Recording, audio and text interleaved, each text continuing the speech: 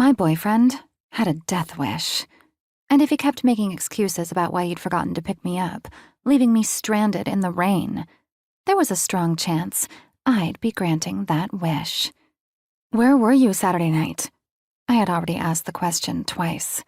I'd always thought that Jake was pretty smart for a football player, but right now, he was looking at me with blank eyes and truly embracing the dumb jock stereotype. I wasn't usually an angry person, but the way he kept stalling made me want to punch him. Saturday night. His voice hovered over the words, dragging them out like he'd been given a lobotomy and had forgotten how to speak. He glanced around at the school parking lot, and I couldn't figure out if he was looking for someone or searching for an escape. It was still early, though, and there was barely anyone at school, unfortunately for him. I'd been silent the whole drive to school this morning, working up the courage to ask him about the weekend, and now all my questions were spilling out of me in a nervous, angry rush. "You were supposed to pick me up from work?" I said. The fury in my voice had quickly evaporated, and my tone was now clearly tinged with sadness. I wasn't very good at playing the angry girlfriend. His eyes finally found mine again as realization dawned on him.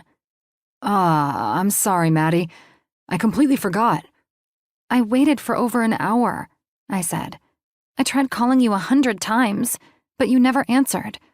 I had to walk home in the rain." He rubbed his face, guilt flaring in his eyes. "Maddie, I didn't realize. I would never leave you stranded." Except he did.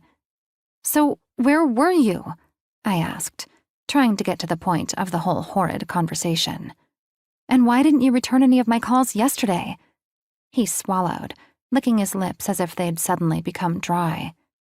"I was out with the guys on Saturday," he finally admitted. "And I dropped my phone." He pulled his battered phone out of his pocket as proof.